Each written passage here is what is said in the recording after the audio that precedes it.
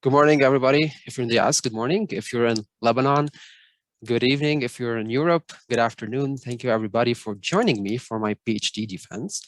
My name is Mohamad Hallal, and I'm currently a PhD candidate at the University of Texas at Austin. Today, I'm excited to share with you my research on modeling multidimensional and multiscale seismic site response using a data-driven three-dimensional shear wave velocity model.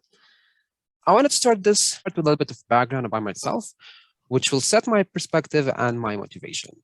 So I started my academic journey as an engineer.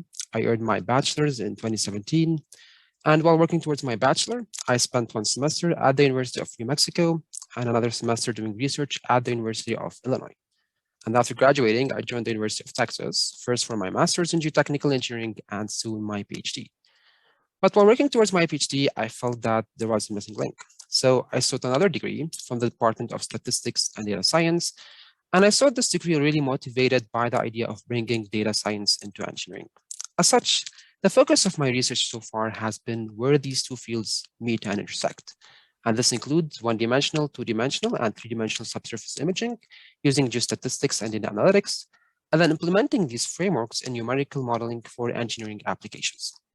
I believe we're transforming things in our field, and we're getting more engineers ready to work with data analytics. I've been involved in a number of research projects, as shown in this first list of my publications. But for my presentation and my dissertation, I will only focus on a subset of these publications, and this includes first these two articles on the H over V geostatistical approach, and then these two articles on state-of-the-art approaches. These papers really led to a lot of collaborations with different research groups, as shown in the second list of my publications. But again, for my presentation today on my dissertation, I will only focus on one part from all of this list, and that is modeling two-dimensional side effects. So with this review, why am I motivated to bring data science into engineering? Our real world is complex and might look something like this illustration.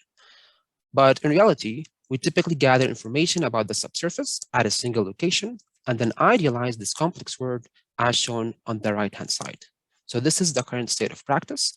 And then we use this idealized subsurface in our engineering design.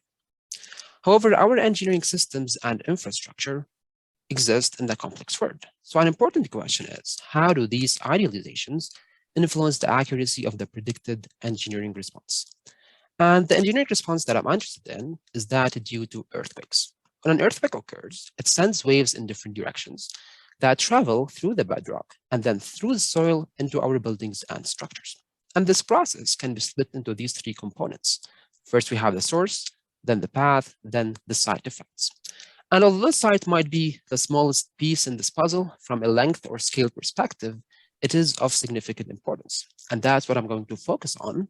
And that's what I'm interested in as a geotechnical engineer.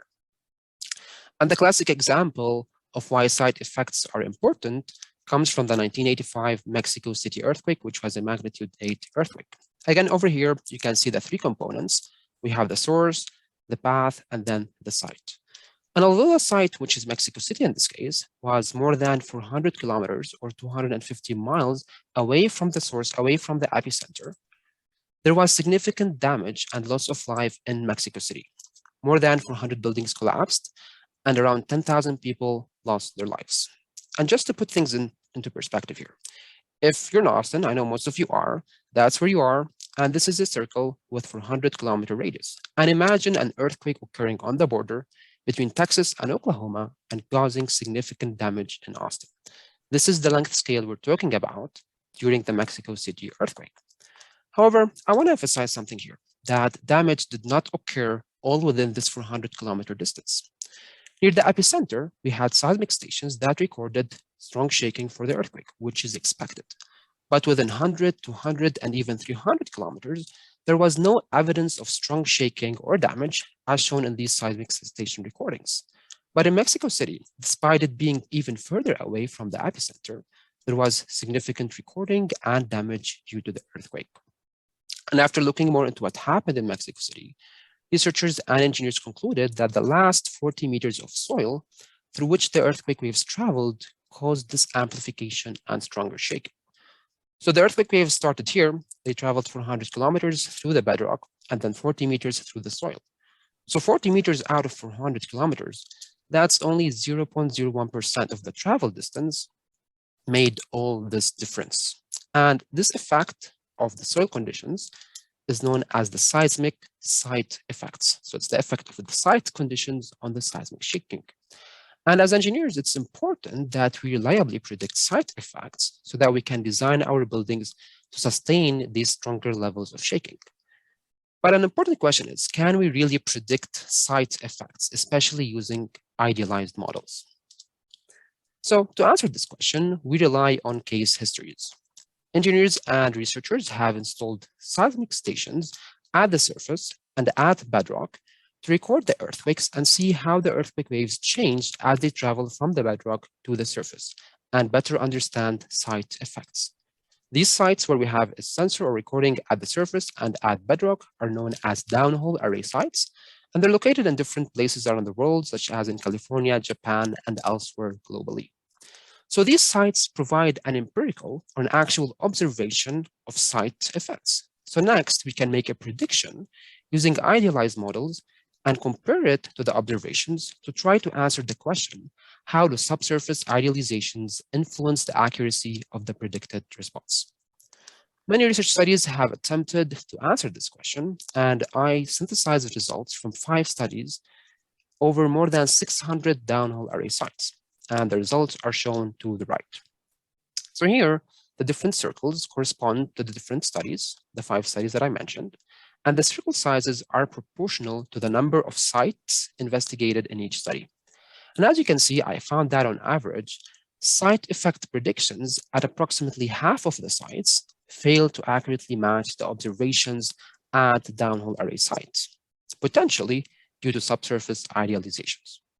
This work has been summarized in a state-of-the-art article that's already published in the Journal of Geotechnical and Geoenvironmental Engineering. And in that paper, I write the following. Collectively, these studies challenge the wide applicability of site effects. So if site effects and site idealizations is one of the factors responsible for our inability to accurately predict these effects, can we reverse this process? Can we reverse the state of practice? Can we use advanced imaging to obtain models that better reflect the real-world complexity? And where do we currently stand in achieving this vision? There are existing methods to develop more complex models. And these methods include, for example, full waveform inversion, which, although can be of high resolution, requires extensive acquisition and processing with tens to hundreds of sensors placed on the ground surface to be able to obtain a reliable model. And this has pushed researchers to adopt stochastic methods, such as spatially correlated random fields, in which we stochastically vary the subsurface properties based on an assumed statistical distribution. And while this is simple, it requires critical assumptions on the statistical distributions and their input parameters, which can introduce significant uncertainties.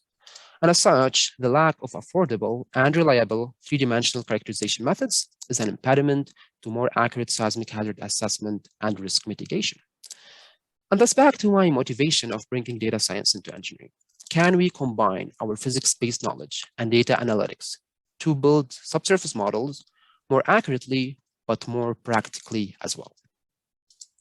So based on this review, what I aim to achieve from my presentation today addresses the following 3 objectives. First, I will develop and introduce a feasible and reliable 3-dimensional characterization subsurface model. However, we have to acknowledge that idealized models will continue to be the state of practice for a while. And as such, in the second part, I aim to provide recommendations and guidelines to improve predictions from idealized analysis methods, so still within an idealized context. And third, I will share insights and lessons learned to enable robust 3-dimensional analyses to a broader community of researchers and engineers. And now that I'm on slide 16 of my presentation, the outline is as follows. First, I'll introduce the H/V geostatistical approach, its model development and application. Then I'll discuss comparison of state-of-the-art 1-dimensional ground response analyses and provide recommendations for these idealized analyses. Third, I'll discuss lessons learned from 2-dimensional numerical site response. And lastly, I'll share some insights and conclusion and end with a little bit of euphoria, excited for the future opportunities that we have. So let's start with part 1. So this part again has been published in 2 journal articles as shown here. Part 1 discusses the model development, and part 2 discusses the application to one-dimensional analyses. So motivated by my interest in combining data science and engineering, I developed the H over V geostatistical approach. And what I'm showing here is the final output of the H over V geostatistical approach, and I'm going to walk backwards through the steps of this approach. So as you can see, this approach generates a 3-dimensional shear wave velocity model, which is an engineering property of geologic material, and it's simply the velocity at which a shear wave travels through the soil and the rock. So this is a shear wave, and this simply measures the velocity at which this wave travels in soil and rock. And this is a really important engineering property in earthquake applications. So as you can see over here, the 3D model is comprised from several one-dimensional columns. So if you look at each column separately, let's assume for now we can represent each column by a single value at the ground surface, which we're going to call F0. And I'll discuss this more in my next slide. But let's assume for now we can measure this parameter on the ground surface and then use it to build a 3-dimensional shear wave velocity model of the subsurface, so beneath the surface. However, continuous measurements on a regular grid on every cell in our grid are not practical or even possible due to budget and access restrictions. And often we end with non-continuous spatial measurements as shown in these dots. So really the steps of the H over V geostatistical approach are as follows. First, perform these measurements, which are the H over V measurements, which I will discuss in the next slide. Second, use geostatistics and transform these measurements into a uniform map. And then third, transform this map into a shear wave velocity model. And once we have a velocity model, we can perform seismic analyses to predict site effects. Remember, our goal is to be able to use these models in engineering applications, such as predicting the site effects or the shaking during an earthquake. So let's discuss more the different steps of the H over V geostatistical approach. Remember, the first step is to conduct H over V measurements. So what are H over V measurements? We simply use a sensor or a 3-component seismometer that we place on the ground surface and bury a little bit as shown here. So this is the sensor, and we use it to record the ambient noise in 3 directions. So I want to emphasize here that we're using ambient noise. If I were doing this defense in person, I'll walk a few steps and say the following: as I'm walking, my steps are generating waves into the ground, and we can actually measure these waves. And just like that, we can put a sensor outside and measure waves traveling in the ground due to people walking, cars driving by, really any source. We just put the sensor and record waves existing in the ground, but in 3 components: north, south, east, west, and vertical components. And you can see over here that the x-axis is a function of time. So we're recording here as a function of time. However, we can better interpret things in earthquake engineering and signals if we look at their frequency content. So we apply the Fourier transform, and now we have frequency on the x-axis, and this is simply showing us the content of different frequencies in these 3 components. So again, we still have north, south, east, west, so these are the horizontal components, and then in red shown is the vertical component. And the last step of H over V measurements is to simply divide the horizontal components by the vertical component in the frequency domain, and we'll get an H over V curve. It's called H over V because you're dividing the horizontal components by the vertical components, but in the frequency domain.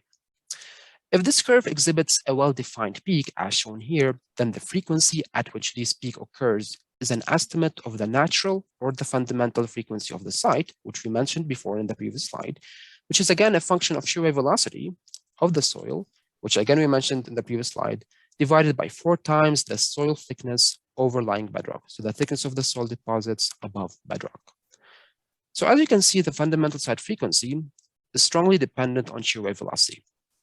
But really the importance of F0 cannot be overstated for earthquake applications. And I'm going to take you back to the Mexico City earthquake.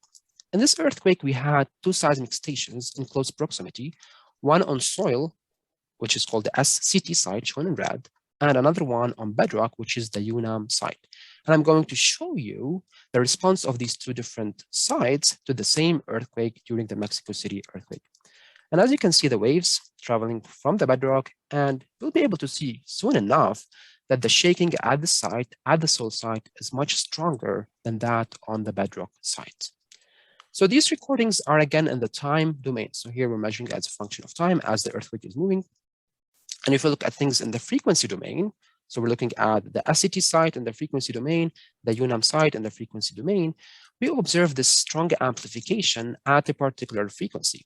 And it turns out that the frequency at which this amplification occurs is the fundamental site frequency or the natural frequency of the site. So the soil tends to amplify the earthquake motion at its fundamental site frequency.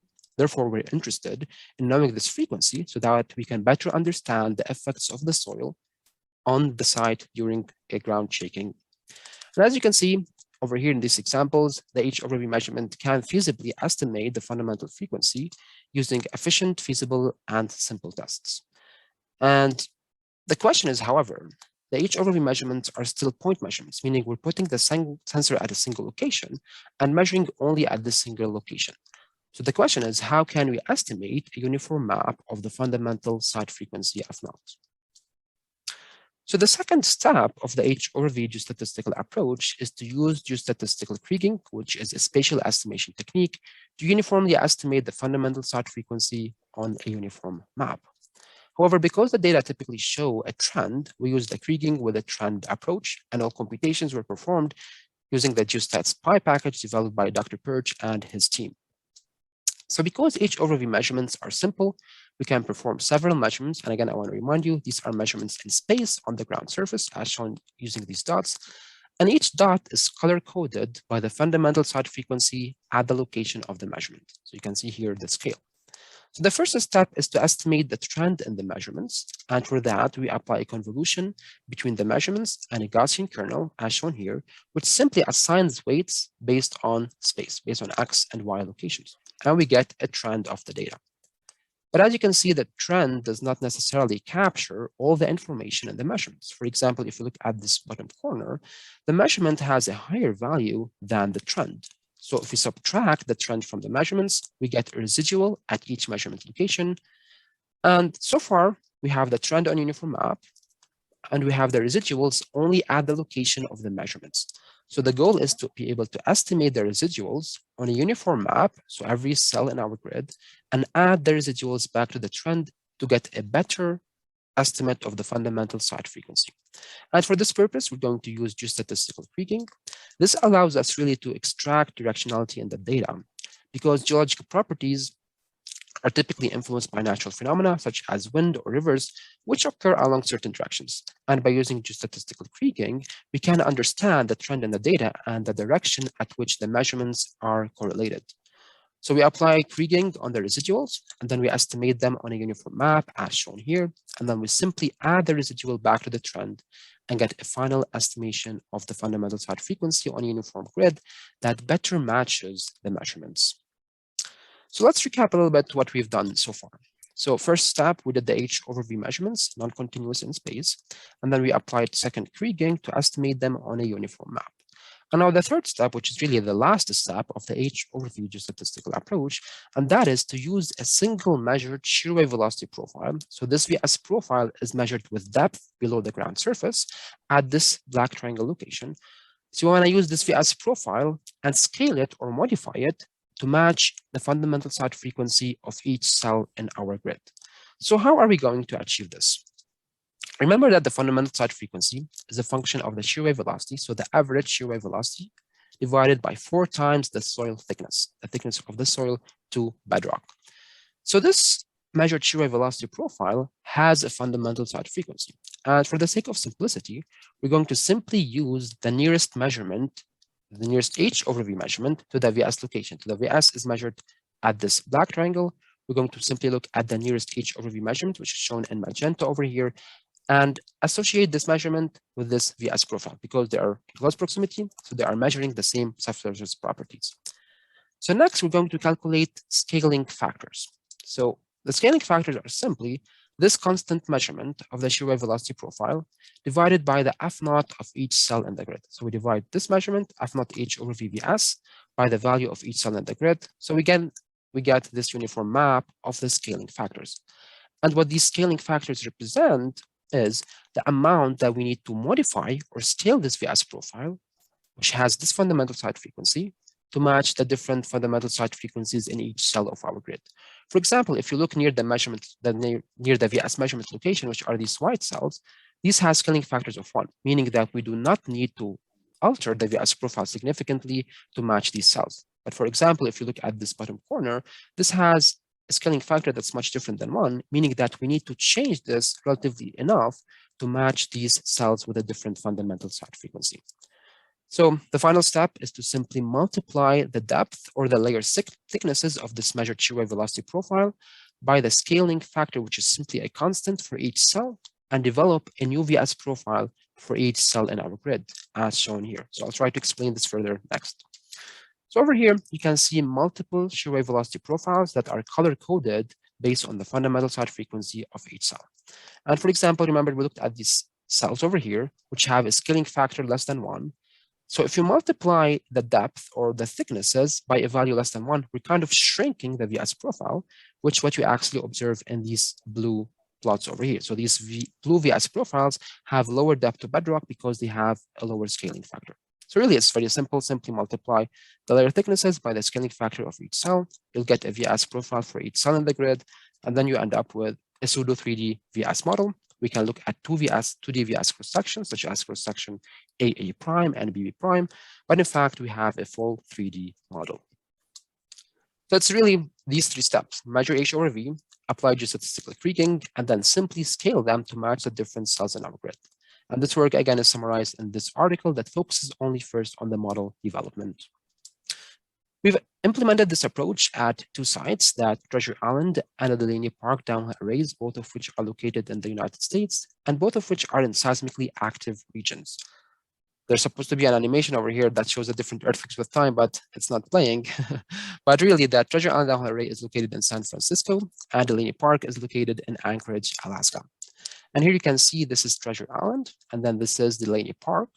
And sorry, this is Yerba Buena. Treasure Island is an artificial man-made island, but Yerba Buena is a naturally occurring island, and in fact, it is a rock outcrop. Those of you who are in Dr. Rathi's class, if she gave you the project, it might be on Treasure Island and Yerba Buena as well. And because Yerba Buena is a natural rock outcrop, we expect that on Treasure Island, as we get closer to it, the bedrock is sloping upwards, and eventually it outcrops on Yerba Buena. This is important information that we'll verify next. And then Delaney Park is just simply this long field strip, which actually used to be an airfield. In 2019, we performed approximately 100 H over V measurements at both Treasure Island and Delaney Park, as shown in these maps. And again, if you look at Treasure Island, the measurements were fairly consistent across most of the island, except near Yerba Buena Island. So Yerba Buena is over here, and you can see near Yerba Buena, we're starting to get these higher fundamental site frequencies, and we'll look at those in the next slide. Versus Delaney Park, we actually observed more variability in the fundamental site frequency within short distances. So next, I'm going to show the application of the H over V statistical approach in details at Treasure Island, and then I'll just show the final results for Delaney Park. So remember, these are the measurements that we had at Treasure Island that we just looked at. And the next step is to simply create them over a uniform map, as shown here. And then we used a measured VS profile, and we scale it to match the different cells in our grid. And these are the results.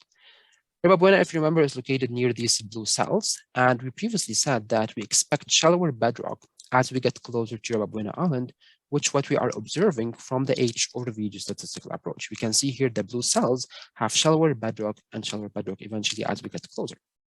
And we can actually further verify this by looking at 2D VS cross-sections, for example, AA prime, which extends into Yerba Buena Island. You can see that bedrock is getting shallower and shallower as expected.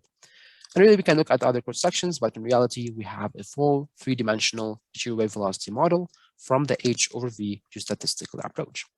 And I would argue that this is one of the few, if not the only, 3-dimensional model with the engineering properties at a downhole array site in the whole world that extends into bedrock and over such a large scale. This is 1.5 kilometers by 1 kilometer, and that's really not typical in geotechnical engineering applications. This is the application of the approach at Delaney Park. I'm just going to quickly go over it. We really see a lot of variability here, more than before. We see in some locations we have deeper bedrock, and in other locations shallower bedrock, and in close proximity to the downhole array where we have the sensors to record the earthquakes. So now we have these three-dimensional models at Treasure Island and Delaney Park. So how can we use them to predict site effects, to predict the intensity of ground shaking during an earthquake? For this purpose, we perform what is known as ground response analysis. You'll see this abbreviation a lot, GRA, in my presentation. So that's how we perform an analysis of the ground to predict its response due to an earthquake. So first, remember, at these downhole array sites, we have recordings both at bedrock and at the ground surface of the actual earthquakes. And we can use those to compute what we call an empirical transfer function. So we first take the Fourier transform of the surface motion, so the FFT of the surface motion, and divide it by the Fourier transform of the rock motion, and we divide them to get an empirical transfer function as shown in black over here. So if you remember, this is simply the fundamental site frequency, and what this is showing us, how different frequencies are being amplified or altered as the waves travel through the soil layers to the ground surface. Now we refer to this as empirical because it's based on actual observations. So this is what we're trying to match. This is the actual measurement. So then we make a prediction, which what we refer to as a theoretical transfer function.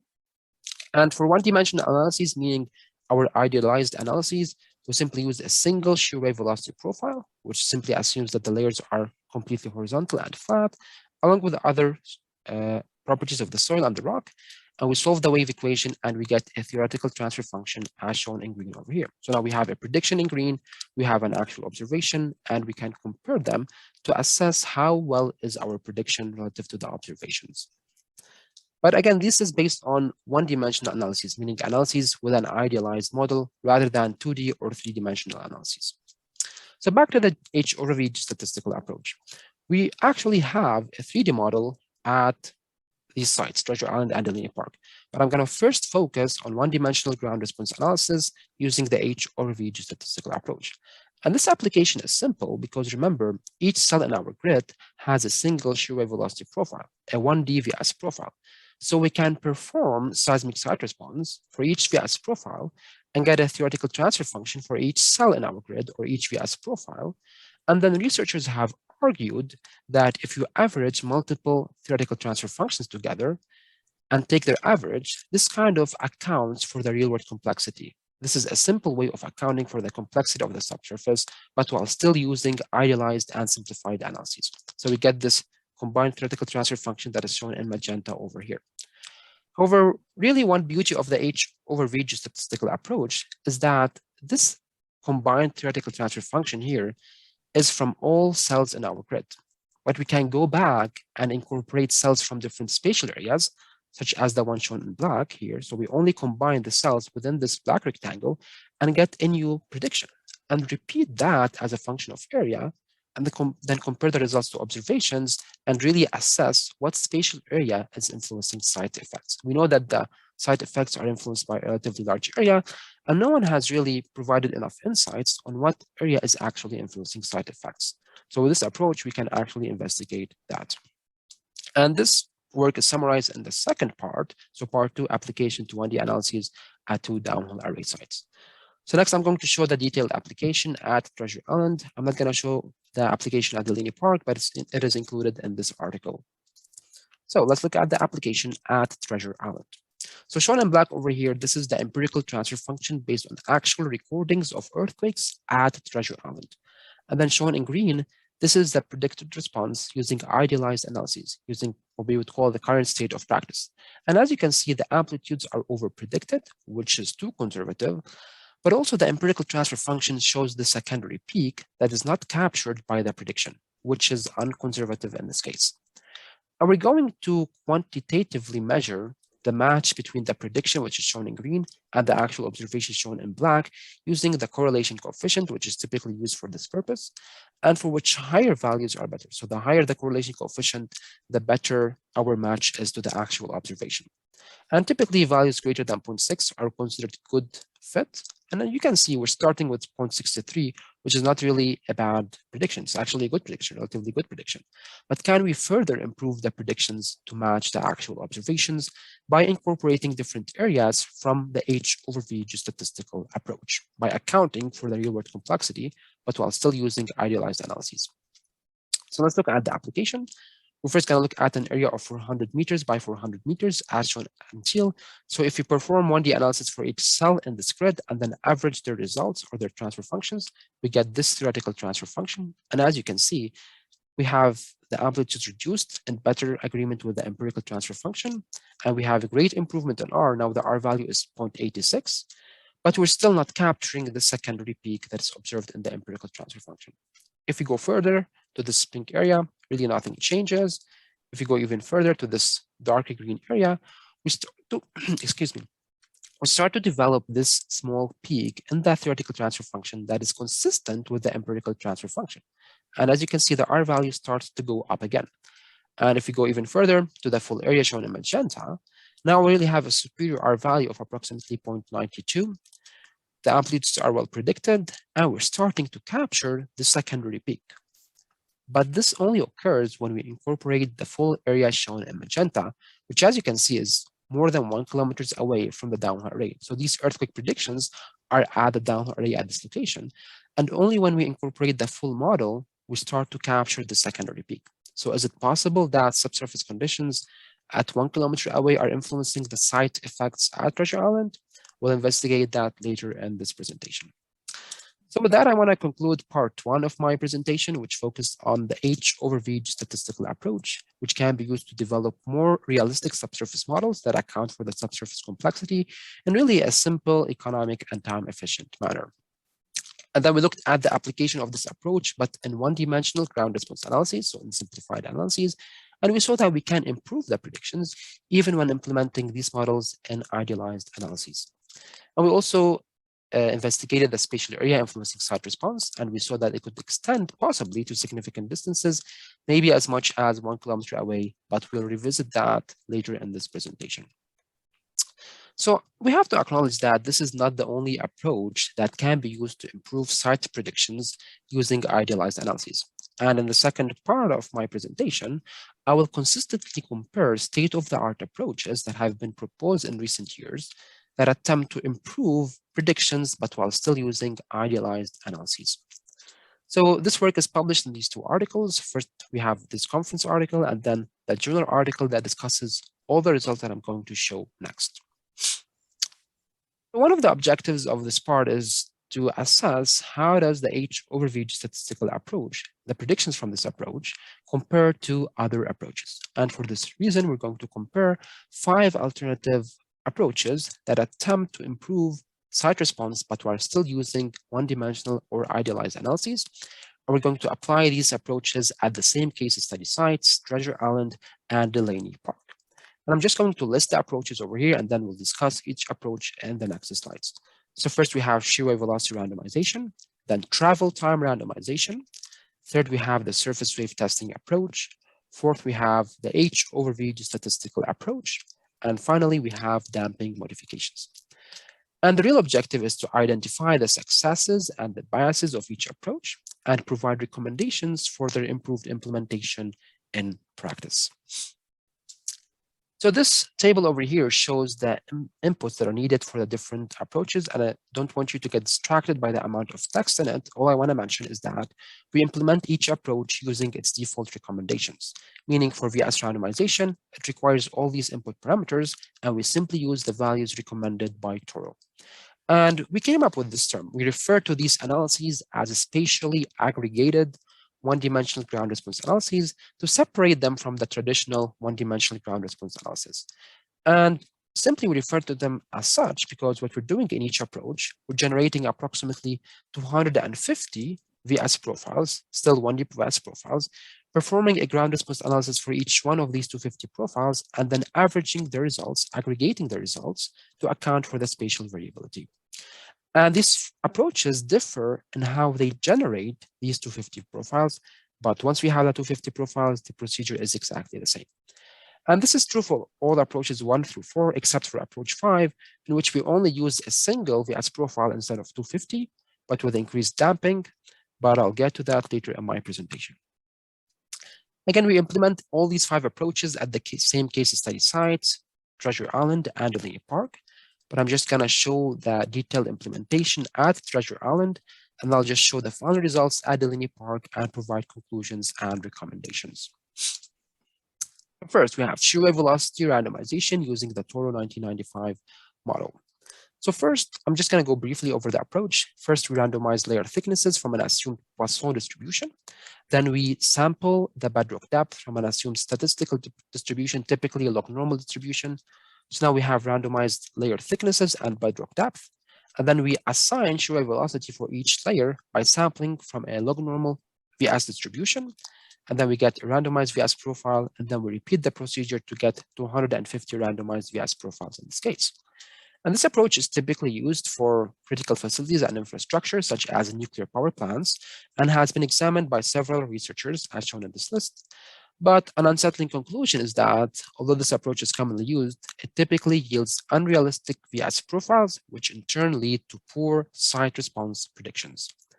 So let's see the application at Treasure Island.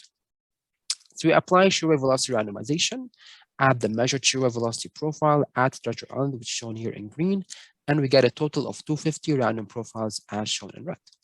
And as expected, this approach results in uncontrolled variability in shear wave velocity. So if we perform one-dimensional ground response analysis for each one of these 250 profiles and then average the results, this is what we get. This is the mean of the 250 profiles. And you can see it has a very smoothed out response. We're not capturing the observation. So here, the black line, this is what we're trying to match. This is the actual observation. And you can see we're smoothing out the response completely. And we have amplification at some frequencies that is inconsistent with the empirical transfer function, which is the observation. If you see over here, we have some amplification that is not present in the empirical transfer function. So again, as expected, this approach does not give satisfying results. So second, we apply travel time randomization. Instead of randomizing shear wave velocity, we're going to randomize travel time. We can simply look at travel time instead of velocity, which is in this case, the layer thicknesses or distance divided by the shear wave velocity. And travel time has some advantages over shear wave velocity, but I'm not going to discuss that in detail. So this is the schematic of the approach. And the first part is just like before, we randomize layer thicknesses, so I'm not going to focus on it. I'm going to focus on the second part, which is the difference over here. So instead of looking at the shear wave velocity profile, we transform this VS profile to the travel time, how much time it's taking for the earthquake waves to travel through the bedrock, so the soil. And then we apply randomization on this travel time profile. So we randomize or sample from an assumed distribution for each layer, but on travel time. And then we get a randomized travel time profile. And then we use that to estimate or calculate a shear wave velocity profile. And then we repeat the procedure to get 250 shear wave velocity profiles. This approach has been hypothesized to yield improved predictions by Pesiri et al., but more recently, we just published an article that systematically assessed this approach and provide improved implementation. But I'm going to focus on the original application of the approach as proposed by Pesiri et al. Next, just in the interest of time. So we shown to the left are 250 random profiles from travel time randomization, again at Treasure Island. And you can see this approach mitigates the extreme variability that we observed earlier from shear wave velocity randomization. And if we look at the predictions, it appears that this approach, while it provides improved prediction, it might be too conservative, as evident in the consistent and persistent overprediction. You can see the amplitudes of the mean, which is the thick purple line, are consistently one standard deviation above the empirical transfer function or the measured transfer function. So third, we apply surface wave testing using non-invasive measurements. So for this purpose, we have active and passive wave surface wave measurements, which we combine to generate high frequency and low frequency dispersion curves with their uncertainty estimates. And then measurements done with 3-component seismometers can be used to estimate H over V curve and the fundamental site frequency and its uncertainty. And then we simply obtain shear wave velocity profiles that match the experimental data and its uncertainty bounds, as shown in green. And then we use these screen profiles to account for spatial variability and site response. This approach has been examined only at one downhole array sites, but other studies have performed theoretical assessments and has been typically found to improve their predictions. So in 2019, we performed extensive surface wave testing at Treasure Island. And as you can see, we performed testing at 3 distinct locations, as shown in yellow, red, and purple, to simply account for spatial variability. And then we use these measurements to estimate dispersion curves as a function of frequency. So we have 3 different dispersion curves for the 3 different locations. And here I'm showing the results again as a function of frequency. And Dr. Stokey, this is for you. This is a dispersion curve as a function of wavelength. So the same results, but presented as a function of wavelength instead of frequency. So we have these experimental measurements, and then we try to obtain theoretical VS profiles that match these experimental measurements and their uncertainty bounds. And the results are shown here. So these 252 VS profiles match the experimental measurements we observed before. And I just want to pause here for a second and remind you that what we're doing is, for these different approaches, we're always generating 250 VS profiles, but the difference is how we're generating these VS profiles. And in this case, we're using surface wave measurements. So back to this approach, as you can see, it has really minimal variability in the VS profiles. And if we look at the predictions, the mean theoretical transfer function, which is shown in cyan, provides a very modest improvement in the predictions compared to the observations. So fourth, we'll look at the H over V statistical approach, which we introduced in part 1. And I'm not going to go over the steps again, but remember, this approach requires specifying an area of interest. We need to average results over an area of interest. But there are no strict guidelines on what area should be used. So we will investigate 2 spatial areas, the full area at Treasure Island, which is shown in magenta, and a smaller area of 800 meters by 800 meters as shown in teal. And these are the scaled VS profiles to match the fundamental site frequencies for the 2 different locations, the full area and the smaller area. And these are the transfer function predictions, so the mean theoretical transfer functions for the 2 areas. And as you can see, both are fairly consistent, except near the fundamental mode. But overall, they provide a good fit. And the full area, which is shown in magenta, provides a slightly better prediction as it captures the secondary peak observed in the empirical transfer function. Finally, we apply damping modification. Researchers have hypothesized that instead of using multiple VS profiles and averaging the results, we can simply use a single VS profile, but increase damping to account for spatial variability and the complexity of the subsurface. And we're going to use an approach similar to Tau and Rathi, which simply requires multiplying the small strain damping ratio by a constant multiplicative factor to increase it. However, how much to increase this small strain damping is still unknown. So we're just going to investigate 2 factors of 3 and 6 as shown in yellow and brown. And as you can see, this results in increased damping values between 1 to 2%, which is relatively high. And if we look at the predictions from these increased damping profiles, as expected, as we increase damping, the amplitudes of the predictions go down. And although the fundamental mode is well predicted, if you look at these higher modes, they are really underpredicted. If you, for example, look at the brown profile, it's really much lower than the black, which is the empirical estimation. So there's significant underprediction of higher modes. So now that we've looked at all 5 approaches, let's compare them and come up with recommendations for improved implementation. So I'm going again to show the transfer functions that we looked at. Again, shown in black, this is the observation that we're trying to match.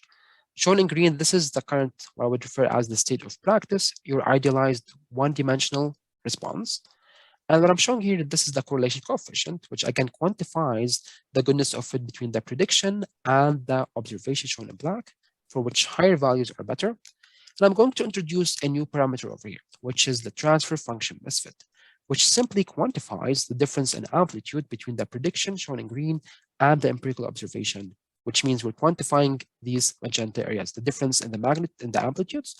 And because this is a difference, lower values are better. So the lower the transfer function misfit, the better the prediction compared to the observation. So I'm going to start adding the results from the 5 approaches. First, we have shear wave velocity randomization. And as you can see, the response is completely flattened out. We're not capturing these amplifications. Although the correlation coefficient increases, which is better, if you look at the transfer function misfit, it slightly increases, which is worse. And in my opinion, this approach shows systematic bias. Second, travel time randomization. As you can see, it does mitigate the extreme variability observed from shear wave velocity randomization, and it provides relatively the same correlation coefficient, but the misfit slightly decreases, which is better.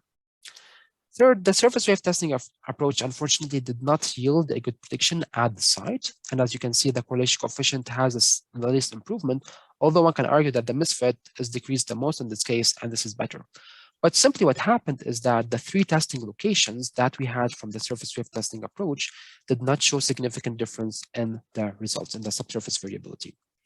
So fourth, we have our H over V statistical approach. And I hope you can see that the correlation coefficient and misfit values are really superior. We have a correlation coefficient of approximately 0.9 and a misfit of approximately 0.5, which is considered a very good prediction. And you can see over here, it really very well matches the black line, which is the empirical transfer function, what we're trying to really capture. And finally, damping modification at this site did provide a good prediction. So these are the results at Treasure Island. But remember, we had two sites, Treasure Island and Delaney Park. So I'm going to squeeze the results for Treasure Island, and I'm going to add next to them the results for Delaney Park. So these are the results we just looked at, and these are the results now for Delaney Park. I'm just going to go again through observations from the 5 approaches. You can see really VS randomization is consistent at both sites. We have this trend of flattening out the response. If we look at travel time randomization, although it mitigates the excessive variability, it really at this site over predicts the amplitude. So it underestimates variability and can be over conservative. And then we look at the surface wave testing approach. In this case, the surface wave testing approach, which is shown in cyan, provided a better prediction at Delaney Park. Fourth, the H over V statistical approach was consistent at both sites in terms of providing relatively the highest correlation coefficient and the lowest misfit, although not very different for the site. And finally, damping modification, at Delaney Park, you can clearly see that it underestimates the higher modes in this case, which is unconservative.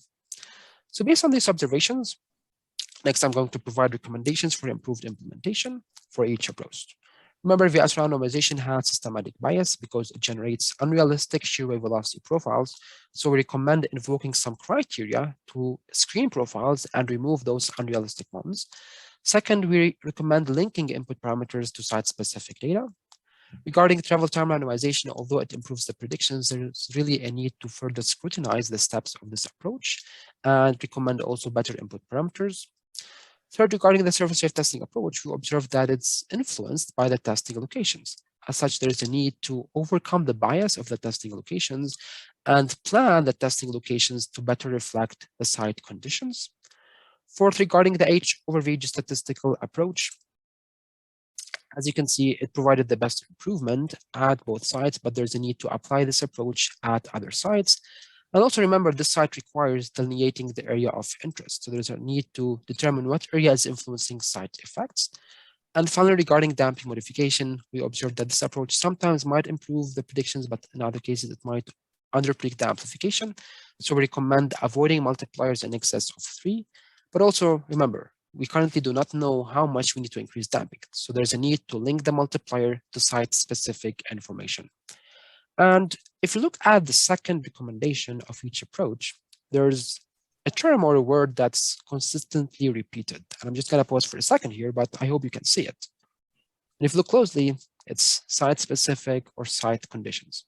And that's, excuse me, and that's simply because variability is site-specific and it varies from one site to another. And it cannot be simply represented using parameters measured at other sites. The variability changes from one site to another. And that's why the H over V statistical approach was superior in this case, because it relies on site-specific measurements as opposed to some of the other approaches, which are based on measurements or input parameters derived for other sites. So with that, I'll summarize what we've done in part 2. Remember, we started in part 1 with the H over V statistical approach, and now in part 2, we consistently compared results from 5 approaches, which we refer to as spatially aggregated one-dimensional ground response analyses, and really saw how we can improve the predictions by using H over V measurements. I did not discuss that in detail over here, but in the article, we argue that H over V measurements can provide valuable insights on each of the 5 approaches. But again, in the interest of time, I'm not going to discuss this here. So far, we have focused on idealized one-dimensional analyses. However, the real benefit of the H over V statistical approach is implementing it in 2-dimensional or 3-dimensional ground response analyses, which is the focus of part 3 of my dissertation and my presentation today. So this work has been accepted for publication in the Performance-Based Design Conference, but all the results that I'm going to show next will soon be published in this journal article, which is in preparation. So we have a more realistic subsurface model at Treasure Island that is 3-dimensional. And thus the question is, what can we learn from a data-driven large-scale real-world model? And remember, this model is 1.6 kilometers by 1 kilometer. So what can we learn from implementing this model in 3-dimensional analyses?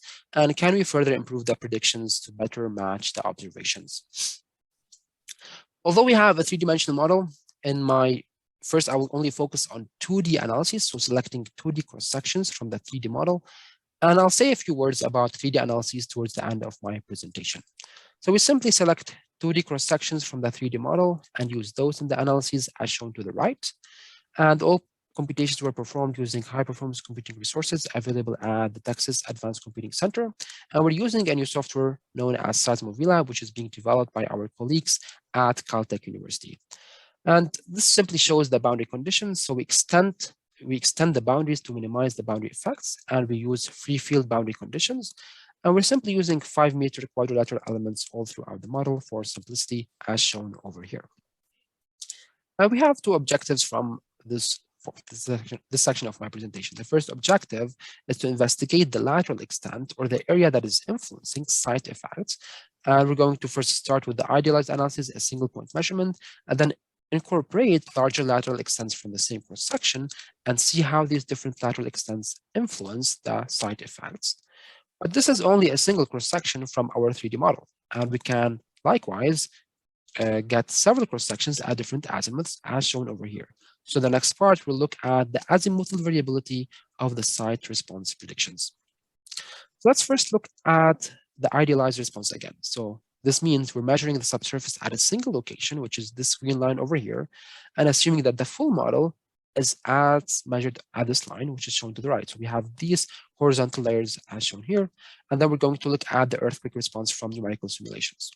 So this is the input motion, the input earthquake, which is simply a recurrent wavelet at the bedrock. And this is the simulated response at the ground surface.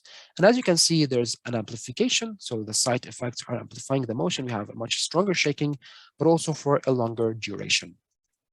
And because this is a simulation, we can really record the surface at all surface nodes. So we can record this motion at all surface nodes as shown using these yellow circles.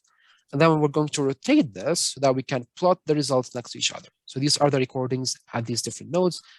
Then I'm going to add more, and this is what you'll observe. If you record all nodes at the surface and simply rotate them, you'll see that the recording at every surface node is exactly the same in this case, because this is an idealized condition. The subsurface conditions here are exactly the same as here, so you get the same response everywhere.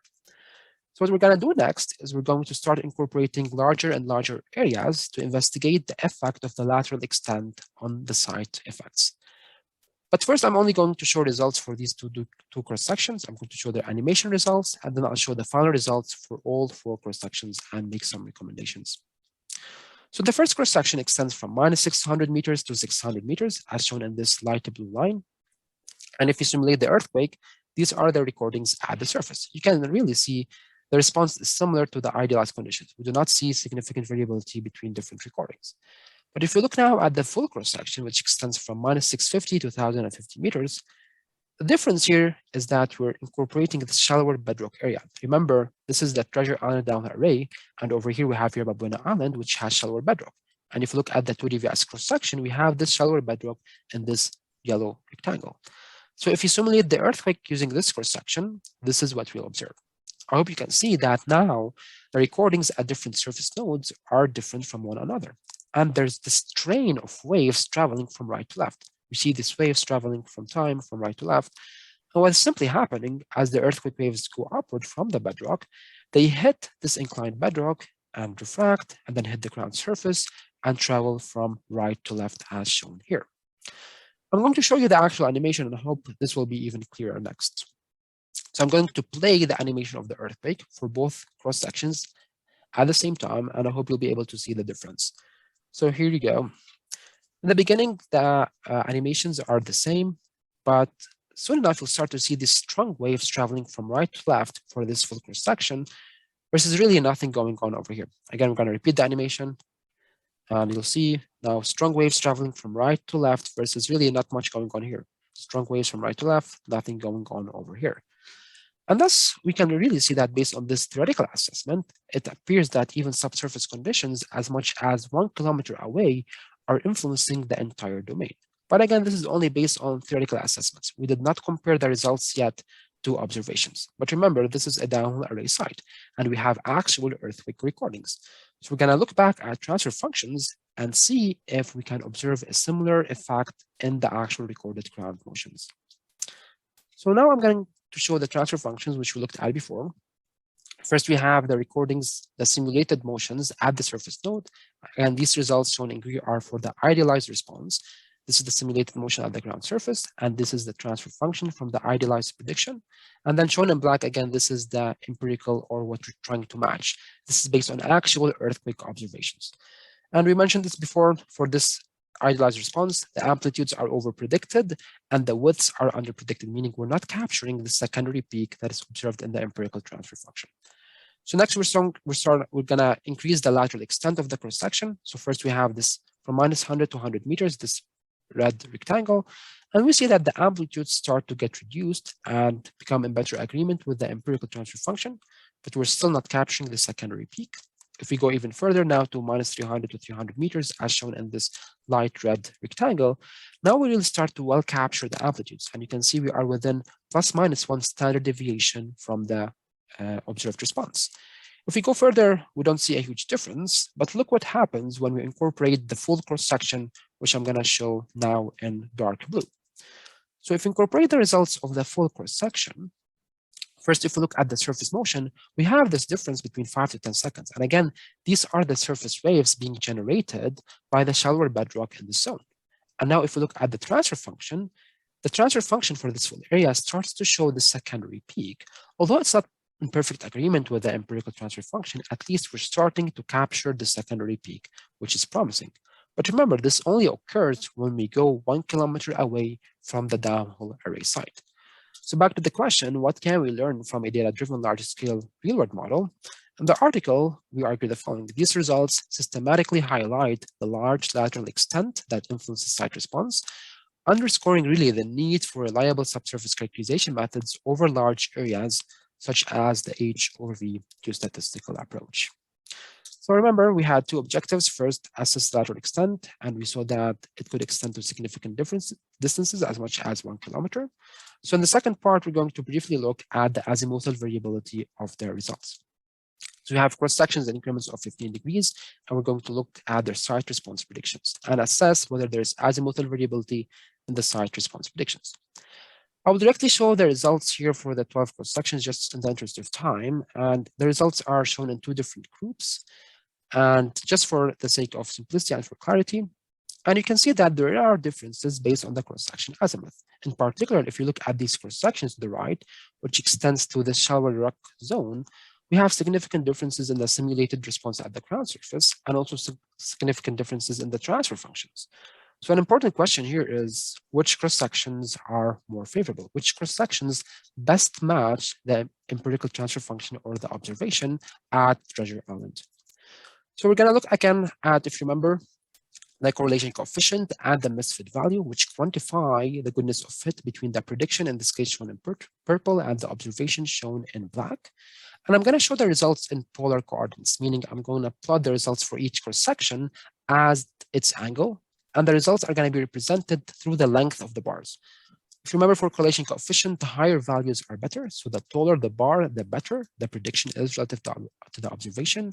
Versus for misfit, lower values are better. So the shorter the bar, the better the prediction. And here are the results for all cross-sections. These are the results for all 12 cross-sections. And as you can see, the best results are achieved for these three cross-sections. So 1, 2, 3, which have the highest correlation coefficient and the lowest misfit value, which are approximately 0.9 and 1 respectively, which are really very good predictions. But we have to acknowledge that some cross-sections achieve less favorable predictions. For example, if you look at these purple cross-sections, these three, for example, they have very low R values and very high misfit values. So in practice, how can you avoid the potential bias from selecting an unfavorable cross-section? In practice, you do not have an observation on an empirical transfer function to know which is the best cross-section. So how can you avoid, for example, selecting one of these purple cross-sections, which would give you even worse predictions than the idealized response? However, we only have one case study site, and it's not possible to come up with general recommendations. So instead of attempting to identify the best cross-section, here is our recommendation.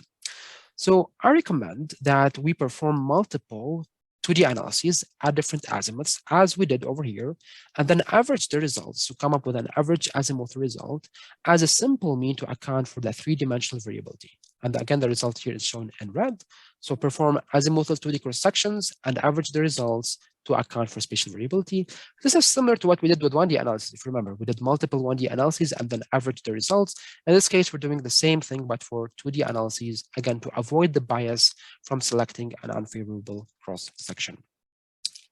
So with that, I'm almost done. So I'm gonna just spend a few slides on conclusions and future directions. And I'm gonna show the summary of part 3, which we just discussed over here. So back to this roadmap summary, I hope you can see by now that the H over V statistical approach was really the foundation for all the subsequent work. And in this last part, we looked at implementing the models from the H over V statistical approach in 2D numerical analyses. And we were really able to verify that the area that influences site effects could extend to significant distances as much as 1 kilometer. So what is the research significance? What is the contribution of this work? So from the H over V statistical approach, you are able to practically build three-dimensional shear wave velocity models over large areas, approximately hundreds of square meters, with really minimal acquisition and processing efforts. That's the real difference. There are methods that can develop such models, but with significant acquisitions such that it's not practical. And these models can be used to incorporate variability into 1D, 2D, and 3D analyses to really assess the appropriate dimensionality of site response analyses. And we could also provide insights on the spatial area that influences seismic site response. In the second part, where we looked at spatially aggregated 1D analyses, we saw that incorporating some degree of variability better captures the true site response, but also it's important to incorporate site-specific information, such as spatially distributed H over V measurements, regardless of what approach you adopt. And in the last part, we really systematically highlighted the large lateral area that influences site response. And while we don't have really a strict recommendation, we believe that an area of at least 400 meters by 400 meters should be incorporated to account for spatial variability. But when performing 2D site response, due diligence should be exercised to avoid selecting a 2D cross-section that biases the results. So you might be wondering now, why didn't I show results for 3D analyses? We have a true 3D model. Why did I only show results for 2D analyses? So let's talk a little bit more about that. As you go from 1D to 2D to 3D, the complexity of the model significantly increases. And we do have a 3D model at Treasure Island, but I did not show results from 3D analyses. I did show results from 2D analyses and from 1D analyses. And for a 1D analysis result, it can take up to 2 seconds to perform the analysis. For a 2D result, in our case, it took 13 minutes to perform the analysis. But for 3D results, it's almost taking forever to perform the analysis. I'm just running right now actual analysis on the supercomputer, and I ran the model for 20 hours using 192 cores, and 20 hours weren't even enough to just generate the input files to run the analysis, like only the input files that include information on the coordinates, the subsurface properties. 20 hours on 192 cores weren't enough to just generate the input files, let alone running the analysis. So going from 1D to 2D really comes with significant challenges. But going from 2D to 3D, although they share some of the same challenges, adds a lot really more. And I believe that much more work needs to be done. For the 1D, we had 30 elements. For the 2D, we had 24,000 elements. I'm showing results as million just for the sake of comparison. For the 3D analysis, we have 16.2 million elements to run the analysis at Treasure Island. And I believe that really more work needs to be done for 3D analyses, and we are not there yet. And I believe really that's an area that can benefit from advances in machine learning and training models based on simulation results to eventually substitute numerical analyses. So with that, I'm just gonna discuss some limitations which dictate future directions. I did not highlight this a lot, but if you paid attention, when developing the 3D models, we only scaled the layer thicknesses, the depth. We did not change shear wave velocity. But in fact, both shear wave velocity and layer thicknesses are changing, and there's a need to incorporate both VS and thickness variability when developing the 3D models. Second, I only showed really most of my implementations were based on what we call low intensity ground motions, meaning very small earthquakes, which is typically done when assessing the effects of spatial variability. However, there's really a need to understand the combined effects of spatial variability and high intensity ground motions. Third, there's an importance really to develop a taxonomy to know in advance whether 1D site response analysis can be applied or not.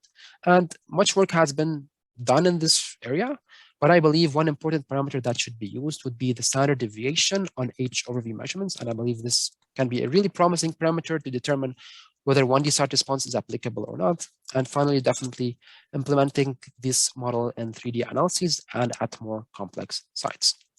So I've been referring to this roadmap over and over again to just show you that we've gone through these steps to achieve the ultimate goal of really improved seismic hazard assessment and risk mitigation.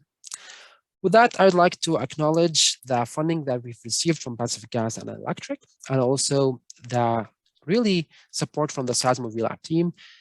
Without them, this work wouldn't have been possible. I would like to acknowledge support from the Texas Advanced Computing Center, TAC, and all the colleagues and collaborators. And definitely thank you to all the friends who made this really special and possible, starting from undergrad, the different people I've met. And also I want to thank my advisors. Special thanks to Dr. Cox for all the invaluable experiences and support that really brought this work to higher levels. Also, thank you to Dr. Rachi for all the experiences that you've provided me. Thank you to my committee members, Dr. Stokey. I only had this photo of both of us, Dr. Kumar and Dr. Birch. And last but not least, really a thank you to my family, my best friend for life, my hiking friend, and my sisters and my parents. Really, this wouldn't have been possible without you, and I cannot express how grateful I am to have you. And this stick, by the way, reads, "We're done." And with that, I am done. I thank you so much for your attention and for sticking with me. And I'm happy to answer any questions. Thank you, everybody. Great. Thank you, Mohamad. Wonderful job and very thorough. And now we can open up and see if there are any questions from the audience. Given the size of the group here, maybe if you can raise your hand under the reactions button if you have a question.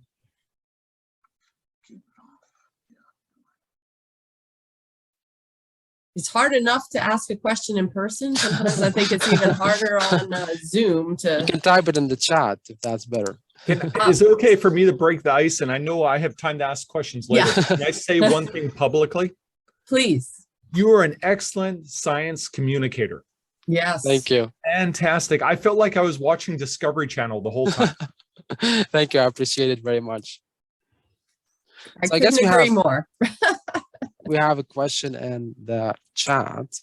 Oh, do we? From Ramin. Hi, Ramin. In parts 1 and 2, do you want to read the question or should I read it? I think it only went to you because I don't see it. So. Okay. So I'm going to read the question. In parts 1 and 2 of your presentation, you showed results for various areas of the Treasure Island site. For a selected area, say the largest rectangle, I am curious if you have any comments on the sensitivity of the quality of the theoretical transfer function predictions for different amounts of HVSR data, which mean number of tests. So am I still sharing the screen? I guess not. Let me share the screen. Let me go to that slide.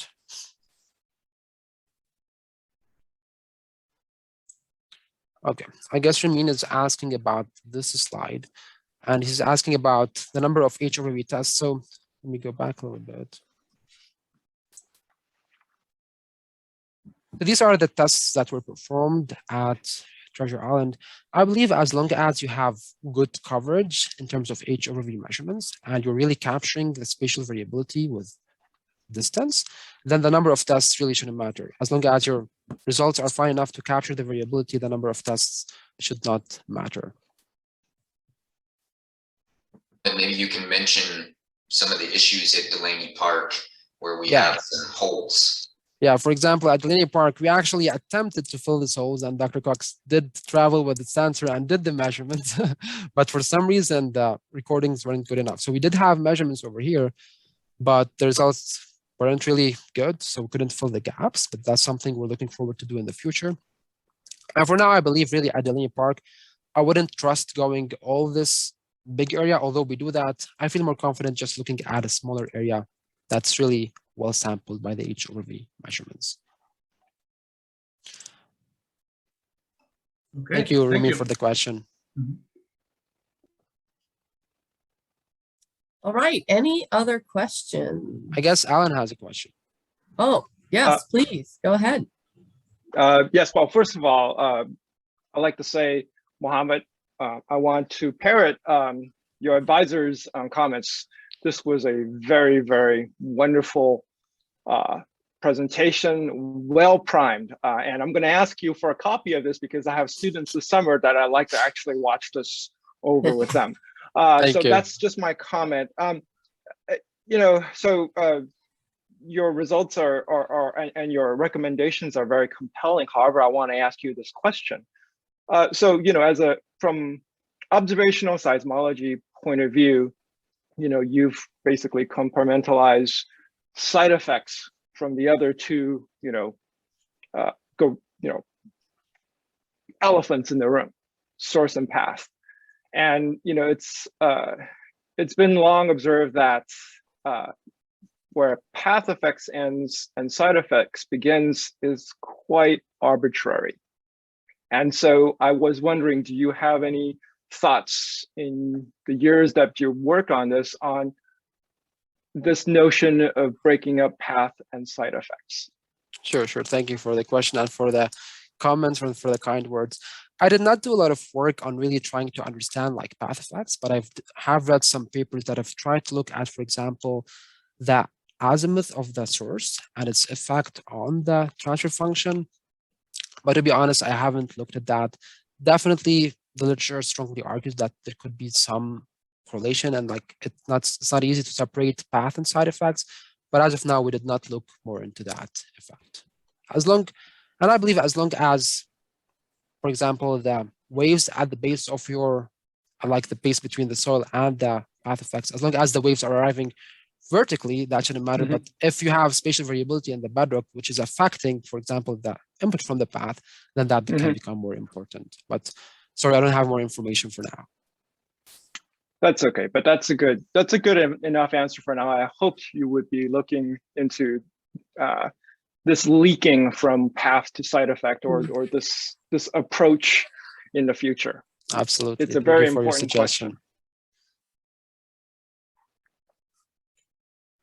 All right, let's see, anybody else? Well, often that means things are so clear in your excellent presentation that there are not questions. Or no one paid attention. Now Ellen, you're talking about the public, correct? Yes, absolutely, absolutely. I would like to say one thing. Alan, nonlinearity is another elephant in the room. I did touch on that towards the limitations. You need to add to that because nonlinearity and how state of stress affects the nonlinear behavior, those two factors will also enter. Absolutely. But they're going to be more secondary, no doubt. So we just need a bunch of magnitude 7s and magnitude 8s to happen in the Bay Area. So yeah, pray for stronger earthquakes. All right. Well, thanks everyone for joining.